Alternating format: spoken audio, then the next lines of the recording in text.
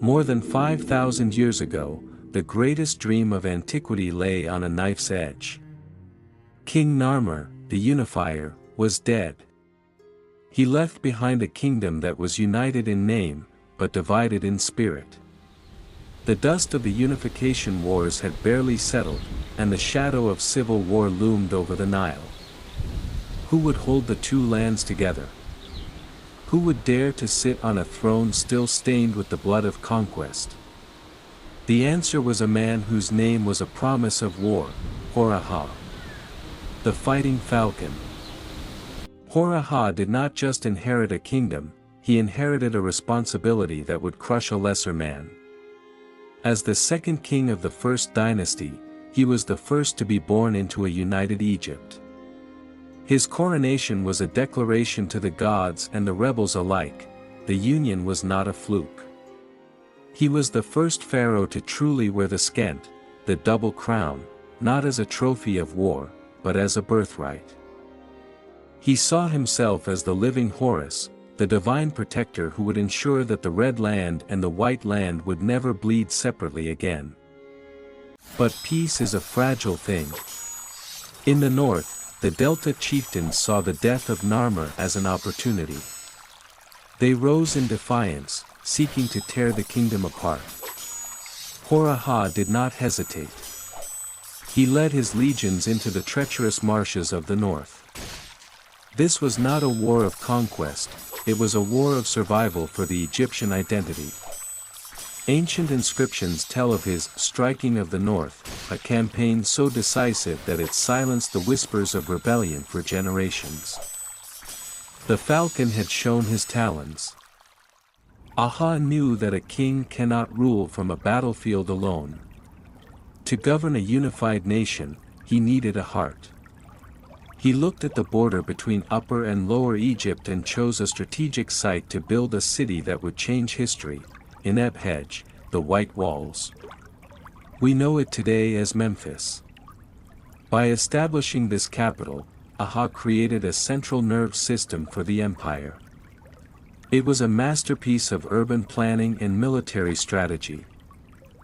A fortress that guarded the mouth of the delta and controlled the flow of the Nile's wealth. With the north secured and the capital rising, Aha turned his eyes outward. He was the first to understand that Egypt's security lay in its borders. He launched military expeditions deep into Nubia, reaching the first cataract. These were not just raids, they were the first steps of an empire. He secured the trade routes for gold and incense, ensuring that the wealth of the south flowed directly into the royal treasury. Hor-Aha was no longer just a king of a valley, he was becoming the master of the Nile.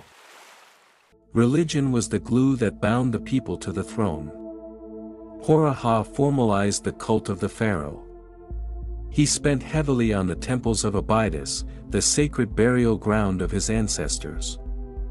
He wasn't just a general, he was a priest-king.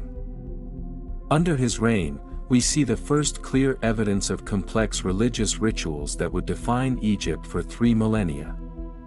He established the Shemsu-Hor, the following of Horus, a royal procession that traveled across the land, bringing the presence of the god-king to every village and farm. Trade was the lifeblood of Aha's prosperity.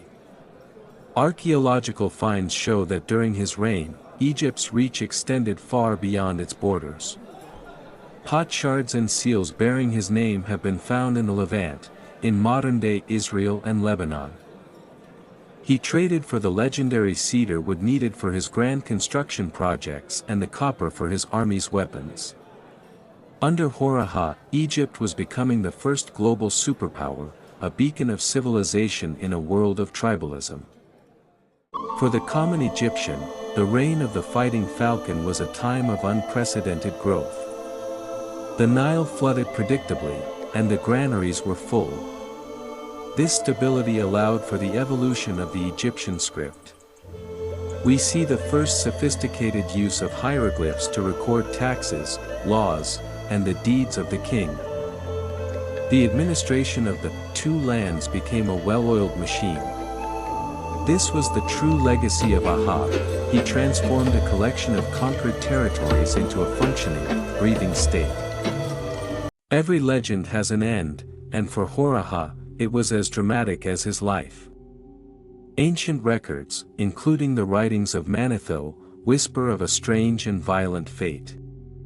It is said that while the king was on a royal hunt, he was attacked by a rogue hippopotamus. The beast, sacred yet deadly, dragged the pharaoh into the depths of the Nile. It was a shocking end for the man who had survived 100 battles. The Fighting Falcon had returned to the river that had given him his power. Hor-Aha left behind a nation that would endure for 3,000 years. He built the capital, secured the borders, and solidified the divine right of the pharaohs. He was the bridge between the chaos of the prehistoric world and the glory of the Old Kingdom. Though he rests in the sands of Abydos, his spirit lived on in every monument, every pyramid, and every prayer of ancient Egypt. He was Hor-Aha, the king who ensured that the sun would never set on the united lands of the Nile.